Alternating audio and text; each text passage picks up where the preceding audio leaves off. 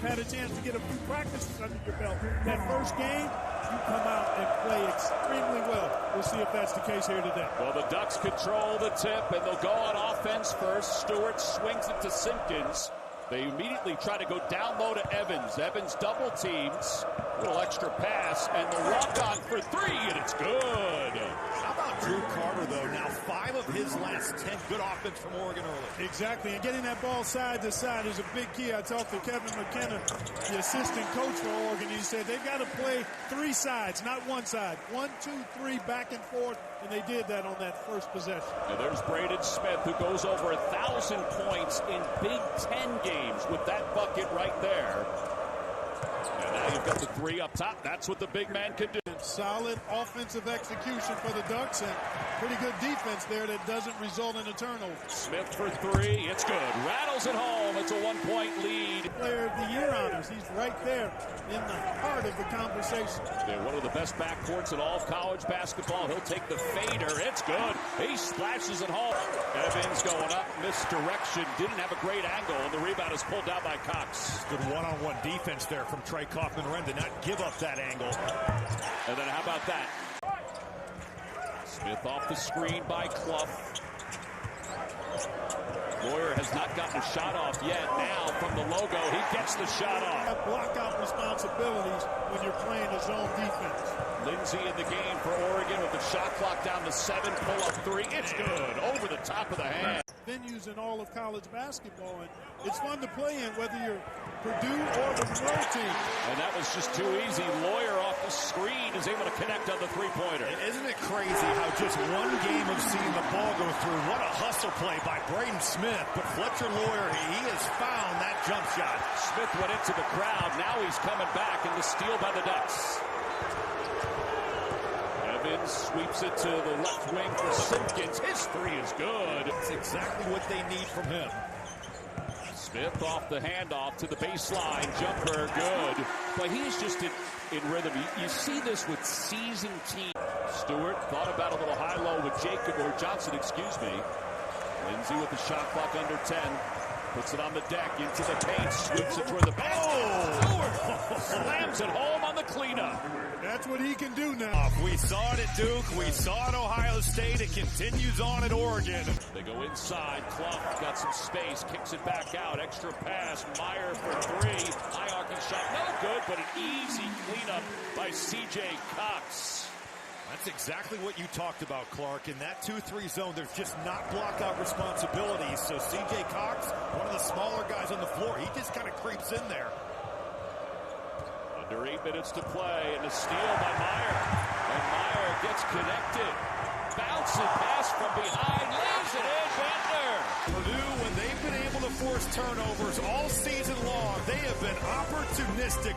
If you're wondering, he's played 8 minutes and 17 seconds. That's a pretty good workload so far. They did say he practiced Tuesday, Wednesday, Thursday. Yeah. We saw him go Friday here at Mackey Arena. And now getting to finish his career, hopefully healthy the rest of the season. Yeah, good point. Cox goes inside for Clough, and Clough gets middle deep and is able to get it to go. Yeah, he gave him the old lower body root to really good defense here by the Boilermakers. Shot clock is at 3. Phillips from the baseline. Great recognition to get some space. And don't see him shoot all that many. Quick passes by the Boilermakers. Sweeps it. Here's Lawyer for 3. Yes! Man. That is textbook. Yes. Ball movement, spacing, player movement, on time, on target passes. That's one you put on the coach's clinic. Absolutely. You could not do that any better than what Purdue just did. And it was against pretty good defense by Oregon. Again, the connectivity that the Boilermakers have. Simpkins stumbling in the paint, leaves it underneath. Great body control by Lindsey. Simpkins doing some assessing. Biddle had a size advantage, and he is able to get that off the screen.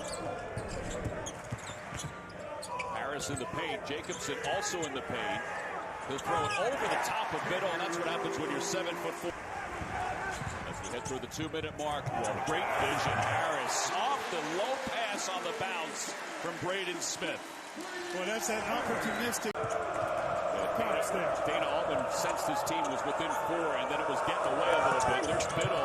He had a certain size advantage and was able to finish against Braden Smith. In the pro leagues. Different type of game that he played and what he has to be able to do at this level. Biddle, boy, that is just smooth. Got contributions primarily from Biddle, but Simpkins has been outstanding. Underneath Simpkins, there you go, Clark. Yep, he's been terrific. And that'll end the first half. A 2-point game. It was effective to get him going offensively. Boyer feeds it inside. Kaufman ran. Good repositioning on his part. And there's the double team. Lynn from the baseline. Pull up Jay. Good. I didn't think that was going to spin back through the cylinder. Well, wise to post up Nate Biddle. Purdue's going to be shooting free throws. Not that they do it often for the rest of the game. Good call, T-Mac. How about the spacing there? And Biddle was able to get it around the rim and down. Benter came in. Biddle never saw him. He was a little casual going after that ball and ended up not getting it.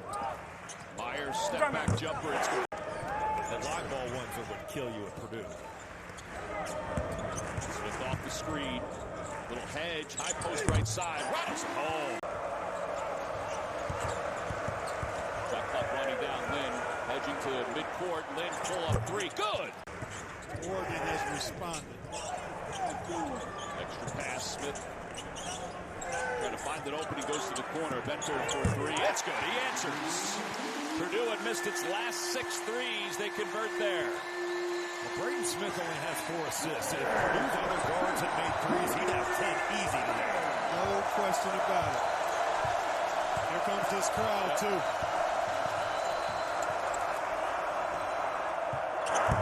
That was easy for Stewart off the look from Lynn. There was some help coming up, so that freed up the inside. How about Lynn finding himself a little bit? You can see him playing with some confidence. He's knocked down a couple of shots, made a nice play there. To a 5-point game. Smith from the baseline, and it's out of bounds. From the basket to take away the Biddle pick and pop. Simpkins elbow jumper. It's good. It's a 3-point game as we head toward the 8-minute mark. They're going to try. Whoa! He splashed it home, and a timeout called by Oregon. Purdue is going to have to stand up. Smith up top, and it's stolen away by Simpkins. Simpkins speeding to the basket, lays it in with a finger roll. The Ducks oozing with confidence and energy. And here, just an assumption pass. Robbie, as you said, he just assumed. Lynn thought about a 3 into the paint. Up to Stewart. Stewart down low, wide open. And Evans is able to get the soft slam. And a timeout called by Purdue. Oregon's able to get back. It looked like Braden was really pushing, had nobody running with him either. Kaufman red inside. Kaufman red connects. And what they're doing here. 1 minute, under 1 minute to play.